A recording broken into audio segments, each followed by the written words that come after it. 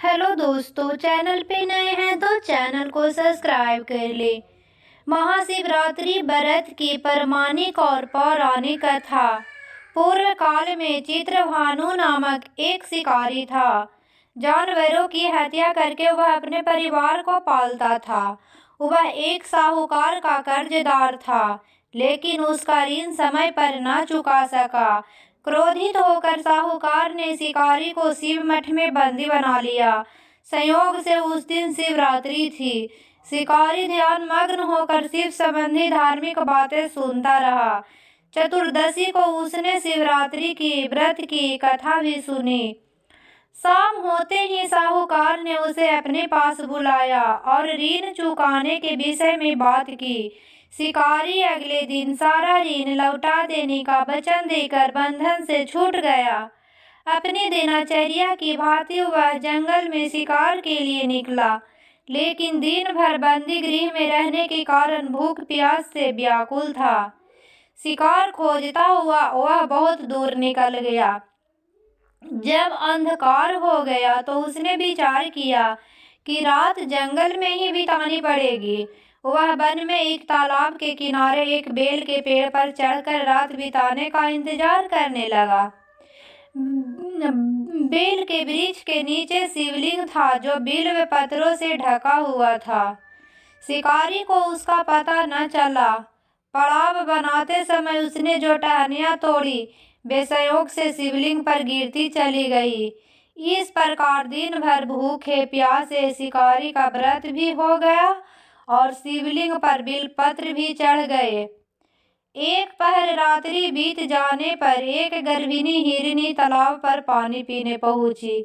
शिकारी ने धनुष पर तीर चढ़ाकर ज्यों ही प्रत्यंचा खींची।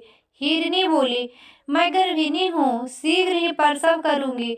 तुम एक साथ दो जीवों की हत्या करोगे, जो ठीक नहीं है। मैं बच्चे को जन्म देकर शीघ्र ही तुम्हारे समक्ष प्रस्तुत हो जाऊंगी, तब मार लेना।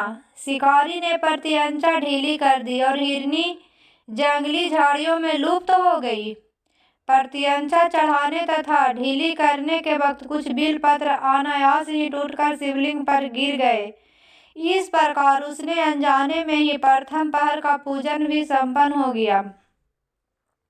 कुछ देर बाद एक और हिरनी उधर से निकली। शिकारी की प्रसन्नता का ठिकाना न रहा। समीप आने पर उसने धनुष पर बाण चढ़ाया।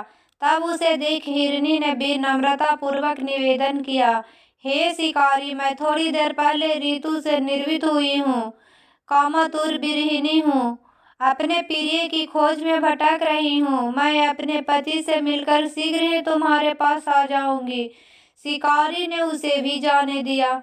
2 बार शिकार खोकर उसका माथा ठनका वह चिंता में पड़ गया। रात्रि का आखिरी पहर बीत रहा था। इस बार भी धनुष से लगकर कुछ बेलपत्र शिवलिंग पर जा गिरे तथा दूसरे पहर की पूजन भी संपन्न हो गई। तभी एक अन्य हिरनी अपने बच्चों के साथ उधर से निकली। शिकारी के लिए यह सुरभिन्न अवसर था। उसने धनुष पर तीर चढ़ाने में देर न लगाई। वह तीर छोड़ने ही वाला था कि हिरनी बोली, हे शिकारी, मैंने इस बच्चे को इनके पिता के हवाले करके लौट आऊंगी। इस समय मुझे मत मारो। शिकारी हंसा और बोला, सामने आए शिकार को छोड़ दूं, मैं ऐसा मूर्ख नहीं। इससे पहले मैं 2 बार अपना शिकार खो चुका हूँ। मेरे बच्चे भूख प्यास से व्यग्र हो रहे होंगे। उत्तर में हिरनी ने फिर कहा, जैसे तुम्हें अपने बच्चों की ममता सता रही है ना, वैसे ही मुझे भी। हे शिकारी, मेरा विश्वास करो, मैं इन्हें इनके पिता के पास छोड़कर तुरंत लौटने की प्रतिज्ञा करती हूँ। हिरनी का दुख भरा स्वर सुनकर शिकारी को उस पर दया आ गई। उसने उस मिर्गी को भी जाने दिया। शिकार के अभाव में तथा भूख प्यास से व्याकुल शिकारी अनजाने में बेल वृक्ष पर बैठा बेलपत्र तोड़ तोड़ कर नीचे फेंकता जा रहा था। पाँव फटने को हुई एक हष्ट पुष्ट मृग उसी रास्ते पर आया। शिकारी ने सोच लिया, इसका शिकार वह अवश्य करेगा। शिकारी की तनी पर चिंता देखकर मृग विनीत स्वर में बोला, हे शिकारी, यदि तुमने मुझे पूर्व आने वाली 3 मृगियों को, छोटे छोटे बच्चे को मार डाला है तो मुझे भी मारने में विलम्ब ना करो, ताकि मुझे उसके वियोग में एक क्षण भी दुख ना सहना पड़े। मैंने उस हिरनियों का पति हूँ। यदि तुमने उसे जीवन दान दिया है तो मुझे भी कुछ क्षण का जीवन देने की कृपा करो। मैं उससे मिलकर तुम्हारे समक्ष उपस्थित हो जाऊंगा। मृग की बात सुनते ही शिकारी के सामने पूरी रात का घटना चक्र घूम गया। उसने सारी कथा मृग को सुना दी। तब मृग ने कहा, मेरी तीनों पत्नियां जिस प्रकार प्रतिज्ञाबद्ध होकर गई है, मेरी मृत्यु से अपने धर्म का पालन नहीं कर पाएगी। अतः जैसे तुमने उन्हें विश्वास पात्र मानकर छोड़ा है, वैसे ही मुझे जाने दो। मैं उन सबके साथ तुम्हारे सामने शीघ्र ही उपस्थित होता हूँ।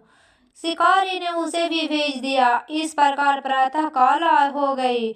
उपवास, रात्रि जागरण तथा शिवलिंग पर बेलपत्र चढ़ने से अनजाने में ही पर शिवरात्रि की पूजा पूर्ण हो गई। पर अनजाने में ही की हुई पूजन की परिणाम उसे तत्काल मिला। शिकारी का हिंसक हृदय निर्मल हो गया, उसमें भागवत शक्ति का वास हो गया। थोड़ी देर बाद वह मृग सपरिवार शिकारी के समक्ष उपस्थित हो गया, ताकि वह उनका शिकार कर सके। किंतु जंगली पशुओं की ऐसी सत्यता, सात्विकता एवं सामूहिक प्रेम भावना देखकर शिकारी को बड़ी ग्लानि हुई। उसने मृग परिवार को जीवन दान दे दिया।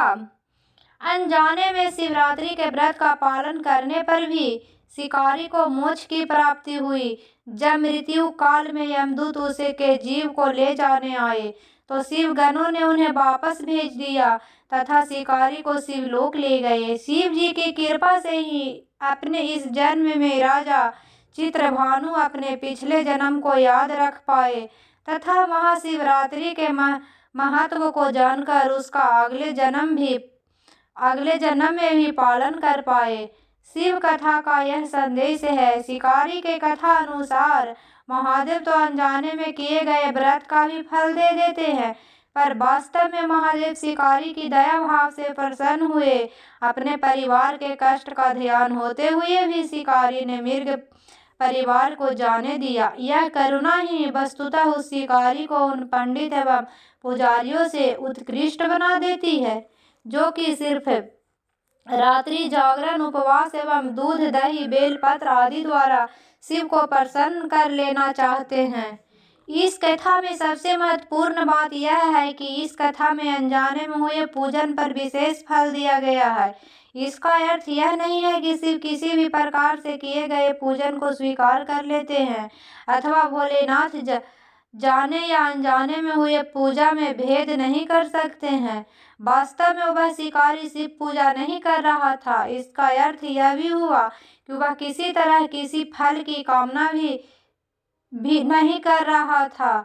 उसने मृग परिवार को समय एवं जीवन दान दिया, जो कि शिव पूजा के समान है। शिव का अर्थ ही कल्याण होता है।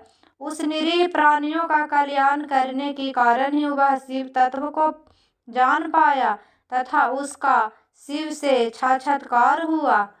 परोपकार करने के लिए ही पुराणों में 4 प्रकार के शिवरात्रि पूजन का वर्णन है। मासिक शिवरात्रि, प्रथम आदि शिवरात्रि तथा महाशिवरात्रि। पुराण वर्णित अंतिम शिवरात्रि है नित्य शिवरात्रि। वस्तुतः प्रत्येक रात्रि ही शिवरात्रि है। अगर हम उन परम कल्याणकारी आशुतोष भगवान में स्वयं को लीन कर दे तथा कल्याण मार्ग का अनुसरण करें, वही शिवरात्रि का सच्चा व्रत है। तो दोस्तों, कथा कैसी लगी? अच्छी लगी तो चैनल को सब्सक्राइब करें और वीडियो को अपने दोस्तों में शेयर करें।